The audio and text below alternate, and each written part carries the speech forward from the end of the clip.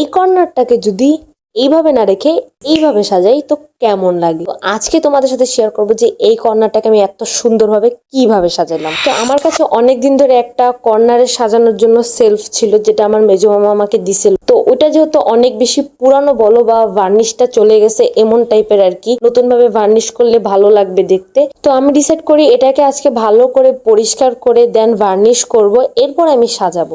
এর আগে যেহেতু আমি ভার্নিশ করি না ওইভাবে কাঠের কোনো জিনিসের জন্য আমার ধারণা ছিল না, তবে আমার আব্বু একটা অনলাইন পেজ থেকে কয়েকটা ভার্নিশ আনছিল। আমি বললাম ওই কটা দিয়ে ট্রাই করা যাক। মাঝে মাঝে নতুন কিছু ট্রাই করা অনেক বেশি ভালো। আর আমার তো নতুন জিনিস করতে অনেক বেশি ভালো লাগে। মানে কোন একটা জিনিস আমার প্রয়োজন হবে, সেই জিনিসটা যে আমি কিনে আনবো এমনটা না, আমি ট্রাই করি সেটা যদি আমি নিজে মেক করতে পারি, নিজের হাতে বানাতে পারি তো কেমন হয়। তো এর জন্য আমি ভাবলাম কি যে এটাকে ভালো করে ভার্নিশ করি, আমি দেন সাজাই, তো কেমন লাগে দেখাই যাক। তো সেই দিন অনেক বেশি গরম ছিল, এ কারণে আমি বাইরে যাইনি। আমি আমাদের সিঁড়ি ঘরের ভিতরে এটাকে ভালো করে রাইখে পরিষ্কার করছি। তো আর কি ভার্নিশ করার পর সেটা আমি উপরে নিয়ে চলে গেলাম। তো আমাদের দোতলায় এটা যেহেতু আমি সাজাবো, এটা আমি হ্যাং করলাম, আব্বুকে দিয়ে হ্যাং করে রাখছিলাম। দেন ভাবলাম এটা কি দিয়ে সাজানো যায়। তো আমার কাছে অনেকদিন ধরে অনেকগুলো বোতল ছিল যেগুলো আমি পেন্ট করছিলাম, বাট ভার্নিশ করা হয়নি। তো ভাবলাম আগে সাজাই তুই, পরবর্তীতে ভার্নিশ করা যাবে, যেহেতু আমার কাছে অ্যাক্রিলিক ভার্নিশটা নাই। তো যাই হোক, আমি এক এক করে বোতলগুলোকে দিয়ে সাজালাম আর কি। এই বোতলগুলো আমি অনেকদিন